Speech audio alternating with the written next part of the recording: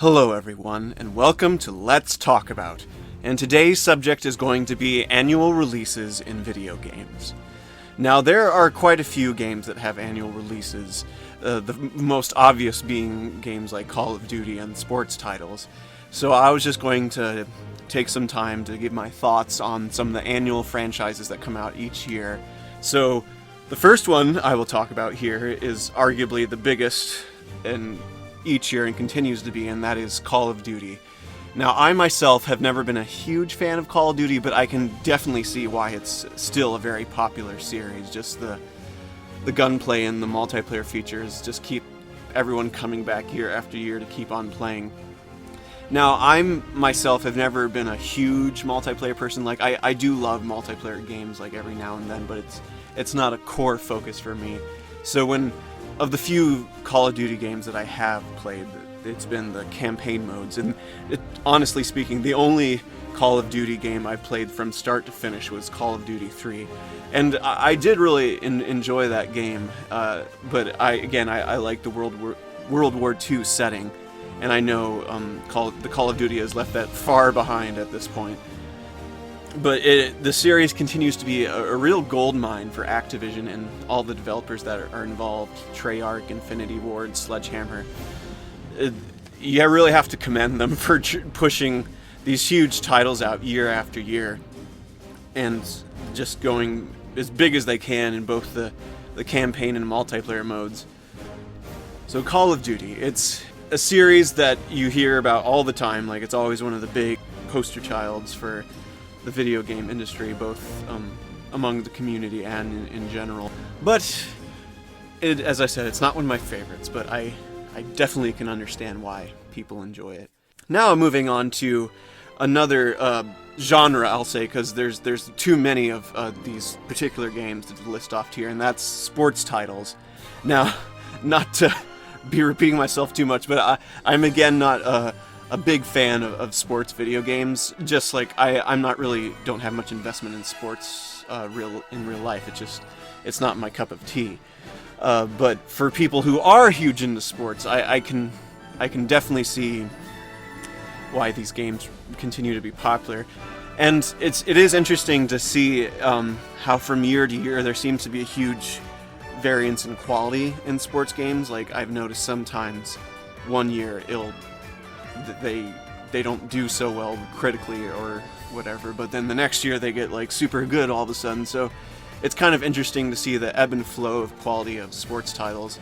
My personal favorite when they ever do come around are the character themed ones like Mario and Sonic and all that kind of stuff. So it's not your NFLs or NBA 2K and all the big popular series, but those kind of sub genres of the sports titles are ones I enjoy. But all the different sports franchises that come out every year, like NFL and NBA 2K, FIFA, Pro Evolution Soccer, NHL. As I said, there's way too many to list, but they're really interesting to see kind of the steady progression they've had over the years. Now, on to a franchise that actually I do have quite an affinity for, and that is the Assassin's Creed franchise. Now, the original Assassin's Creed is a game I highly enjoyed. I know some people kind of found it a bit too repetitive, but even today, the first Assassin's Creed game is probably still one of my favorites of the entire series. I just love the setting and the Crusades and the story and the twist of all that.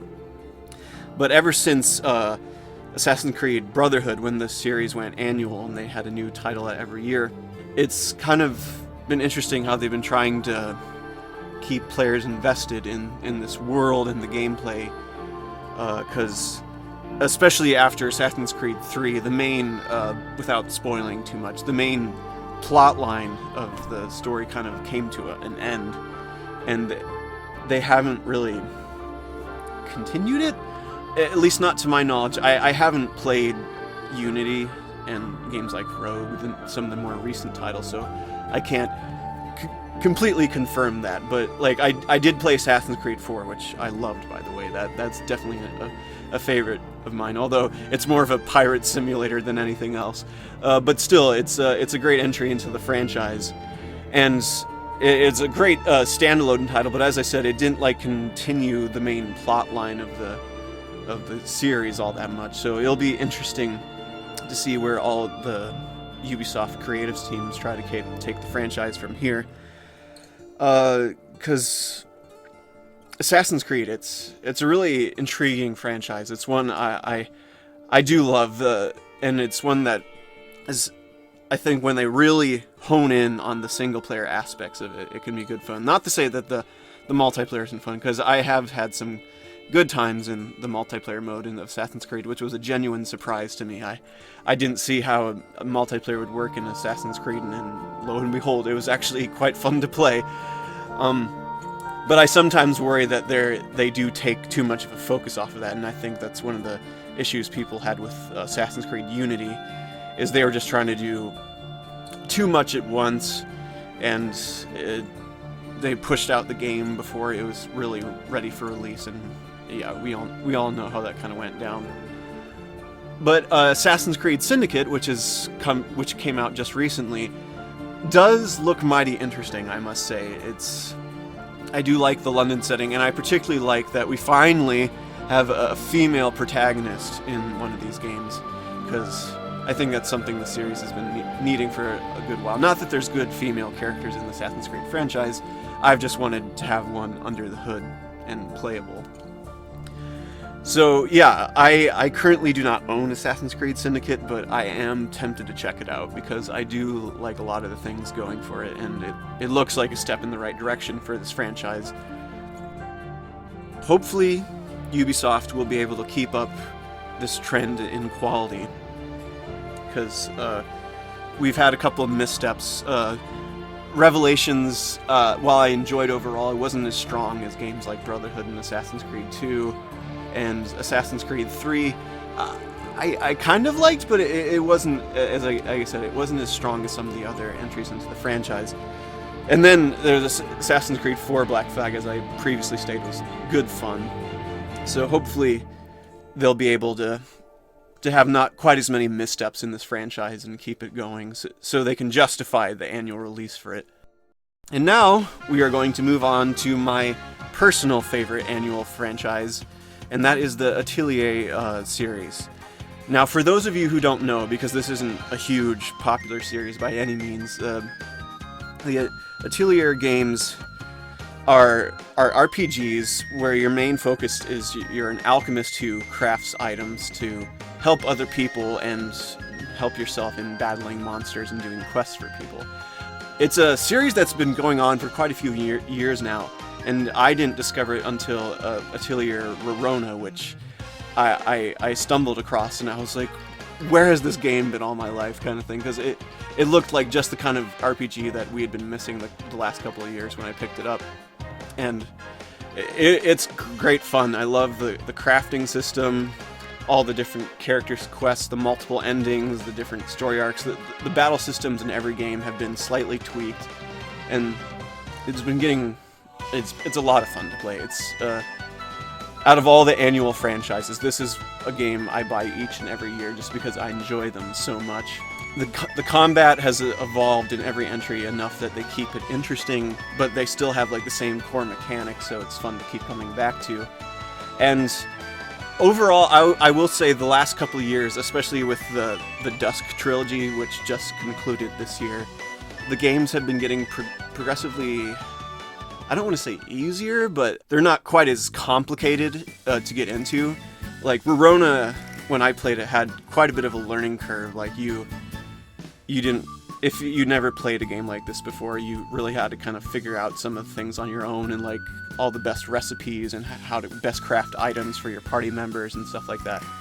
And you were always on a set time limit. Like you only had so many years in game time for a playthrough, and like every day, like you had to try to do as much as you could, and like it was time management was a big part of the series, and that actually completely changed with the newest entry in the franchise, which is Atelier Chalet, which was very, very good. I highly enjoyed that game, but they changed a lot of things, which, well, so it still was very much an Atelier game, but it was different enough that it felt like its own thing, and I think that's the best element to these, to add to annual franchises, to really keep it fresh, so players don't get franchise fatigue and it just doesn't feel like they're playing the same thing over and over again.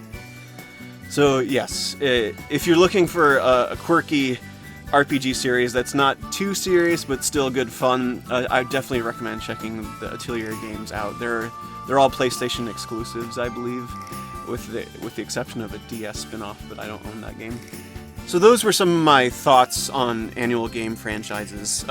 As you might have noticed, there's a good portion of them which I don't play, but I enjoy other people playing and talking about them. So, and like the ones I do enjoy, I really, and this I guess kind of goes for everything, I really want developers to try to push to keep the quality level up as much as possible. And I know I can't imagine how much of a task that is for them, like every year to keep these quality games going, but I really admire the developers who put such hard work into these titles. Annual franchises. Do you enjoy them or not so much? And if you enjoyed this Let's Talk About episode, please leave a like, and if you're feeling particularly cool, hit that subscribe button. Until next time, keep having great adventures, everyone.